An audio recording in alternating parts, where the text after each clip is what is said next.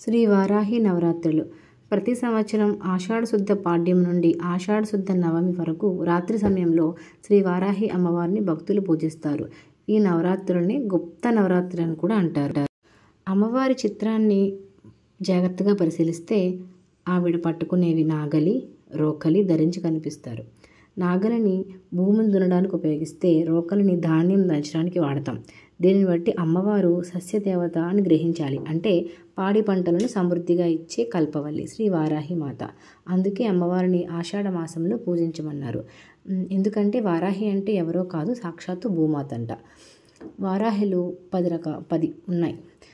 ఉన్మక్త వారాహి, బృహత్ వారాహి, స్వప్న వారాహి, కిరాత వారాహి, శ్వేతవారాహి, ధూమ్రవారాహి, మహావారాహి, వార్తాళి వారాహి, దండిని వారాహి, ఆదివారాహి.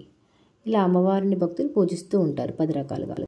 మనం పురాణాల్లో వింటే కనుక హిరణ్యాక్షుడు భూదేవిని జలాల్లోకి తీసుకువెళ్ళినప్పుడు ఈ వారాహి అమ్మవారు అంటే భూదేవి శ్రీ మహావిష్ణువు వరాహ రూపంలో అవతరించి ఆ రాక్షసుని సంహరించి భూదేవిని రక్షిస్తారు. స్వామివారి మీద భక్తితో అప్పుడు అమ్మవారు వారాహి రూపం తీసుకుందని, అందువల్ల ఈమె వరాహస్వామి యొక్క స్త్రీ రూపమని కొంతమంది చెప్తూ ఉంటారు.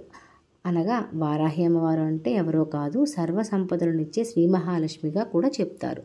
అందుకోసం శ్రీ లక్ష్మీ సహస్రనామ స్తోత్రంతో వారాహి దేవతని కొంతమంది పూజిస్తూ ఉంటారు.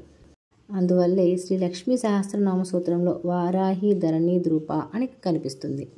వారాహి అమ్మవారి స్వరూపాన్ని గమనిస్తే వరాహ ముఖంతో, అష్టభుజాలతో, శంఖ, చక్ర, నాగలి, రోకలి, పాసం, అంకుశం, వరదముద్ర, అభయహస్తంతో ప్రకాశిస్తూ మనకు దర్శనమిస్తుంది. ఈ రూపంలో దర్శనమిచ్చే అమ్మవారిని మహావారాహి అని అంటారు. అయితే ఈ వారాహి అమ్మవారిని పూజించడం వల్ల కలిగే ఉపయోగాలు, లాభాలు ఏంటని గమనిస్తే ఈ వారాహి దేవి స్తోత్రపట్టడం వల్ల సర్వ దుఃఖములు నశిస్తాయి. శ్రీ వారాహి దేవిని మనసును తలంచినంతనే శత్రువులను నిగ్రహించబడతారు. తన భక్తులకి ఎనలేని సుఖాలను కలిగిస్తుంది. దీనికి చాలా ఉదాహరణలు కూడా ఉన్నాయి. తన భక్తుల యందు ఎప్పుడూ దయ కలిగి ఉంటుంది. కోరిన ఫలములను శీఘ్రంగా ప్రసాదించే తల్లి వారాహి దేవత. ఆపదలు కలగకుండా ఎల్లవేళలా కాపాడుతుంది. అందువల్ల వారాహి నవరాత్రుల్ని కొంతమంది చేస్తూ ఉంటారు. మనకి వీలైనంత వరకు చేసుకోవడం, వీలు కాకపోతే కనీసం దీపం పెట్టి నమస్కారం చేసుకోవడం నవరాత్రుల్లో చేయడం శ్రేష్టం.